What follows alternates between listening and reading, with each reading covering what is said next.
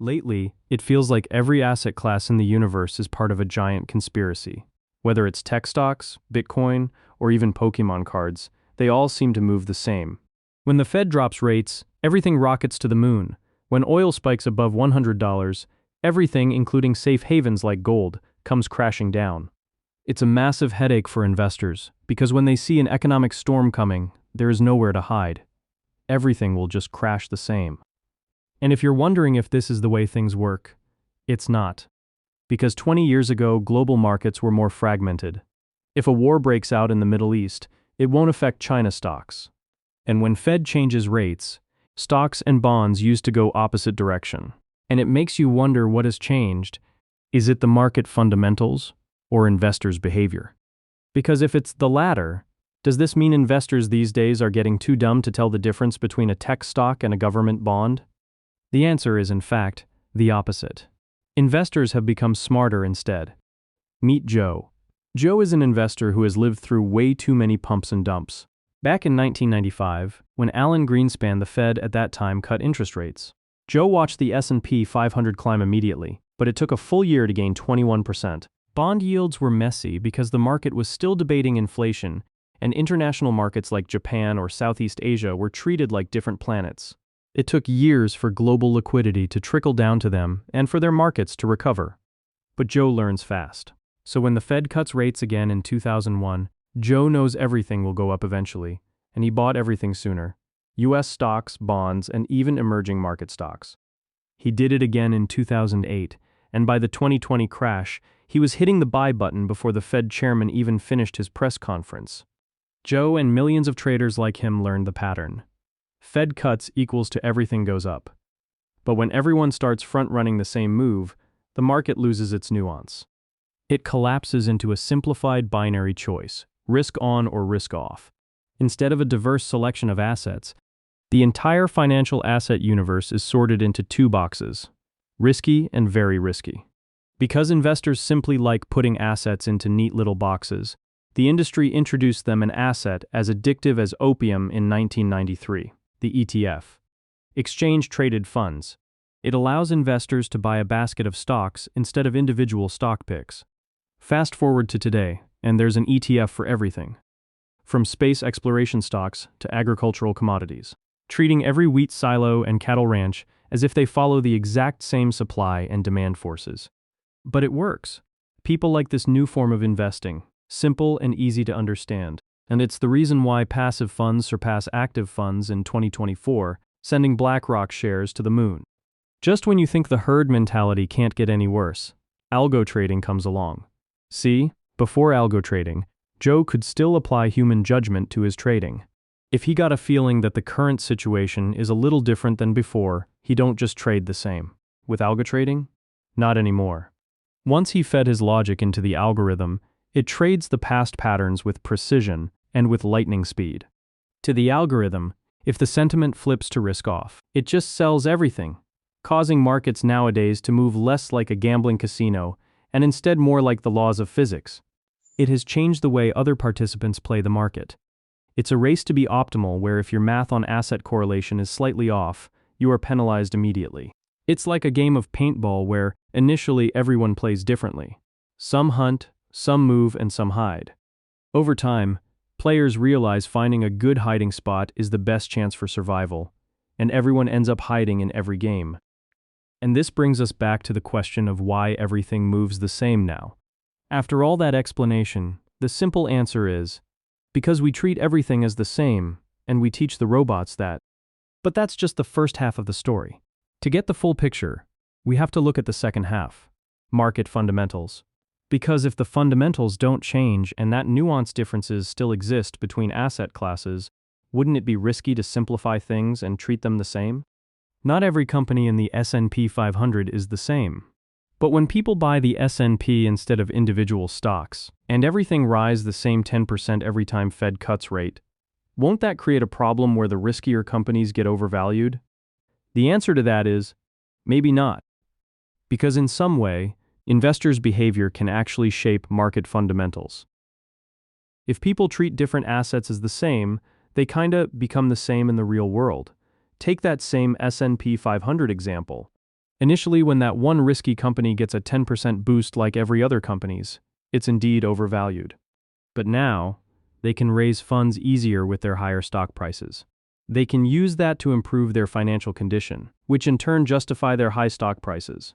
This is what George Soros, a legendary macro trader, called reflexivity. What financial markets do today has an impact on the economy tomorrow. So the concept of equilibrium is really not appropriate. I use the concept of reflexivity, which recognizes that there is this two-way connection, that markets don't just reflect, they also affect. That is reflexivity. It's a self-fulfilling prophecy that extends beyond the S&P 500 and into every other asset classes out there. From blue chips in New York and emerging markets in Jakarta, from high-risk tech pennies and Bitcoin. When people trade everything as if they are correlated, they become correlated in reality. But can investors' behavior alone make all assets correlated? After all, when we look at assets like real estate or commodities, we're talking about physical things, land, wheat, and oil. These are governed by weather, geography, and location. Surely, reflexivity and human psychology can't bend physics, right? And here comes the final piece of the puzzle. The reality is that things are also becoming more related to each other in the real world. Ever since globalization hits the acceleration gear in 1980s like it's on a highway, the world's supply chains have become a unified interconnected network. To make an iPhone, you need Taiwanese semiconductors, South Korean displays, and Japanese camera. And all these are assembled in China and India. If a conflict in Taiwan destroys a semiconductor plant, it halts iPhone production that can paralyze tech markets from Silicon Valley to Tokyo. Similarly, a disruption in the Straits of Hormuz isn't just an Iranian problem, it triggers a global bidding war. Even a country like Singapore, which doesn't buy Iranian oil, is forced to pay higher prices for the remaining barrels elsewhere. And with oil being the cost of distance and production, every market on Earth gets affected.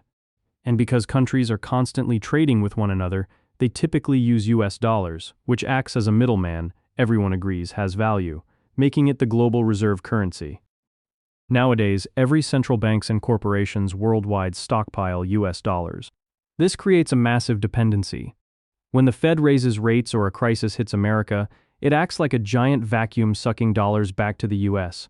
Suddenly, a developer in Vietnam or a factory owner in Turkey finds they lack dollar. To get the dollars they desperately need to pay their debts, they are forced to sell whatever they have, local stocks, gold or Bitcoin, to raise cash.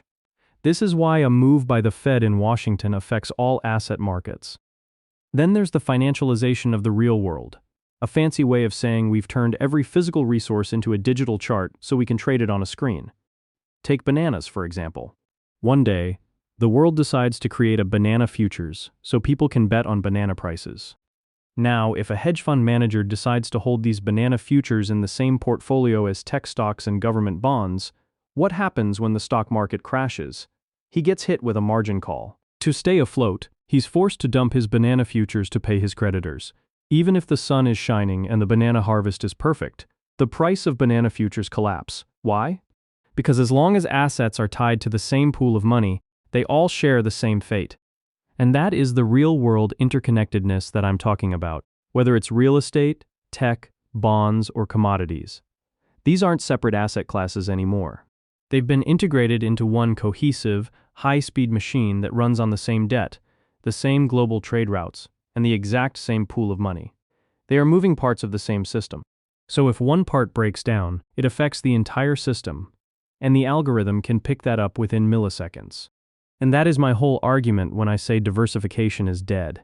Everything is affected by one things to the other in the real world, and we trade them like they are the same. And as George Soros said of reflexivity, because we trade them the same, they will become the same. Things will continue to move together and will be more correlated in the future. And that is a headache, not just for individual investors, but for asset managers managing billions of sovereign funds as well. Because it's getting so difficult to diversify your portfolio. There is no insurance to buy and no counter assets to bet on, and if the market crashes, a highly correlated portfolio will sink all at once. There is no buffer to offset the losses. This is not just an investment problem, but an everything problem too. High correlation among all financial assets is making the entire financial system more fragile. We now live in a world where a 1-month closure of the Strait of Hormuz wouldn't just raise gas prices. It could trigger a global recession. In this new reality, a single fracture in one moving part can bring the entire system down. And that's why I made this video, because most people are living in a diversification illusion. They think they're safe because they own a mix of tech, gold, and Bitcoin, not realizing that in a crisis, those assets all crash the same. So if you want to see past the charts and understand how the global financial system actually works, subscribe to my channel, because I'll be explaining how our real world actually works.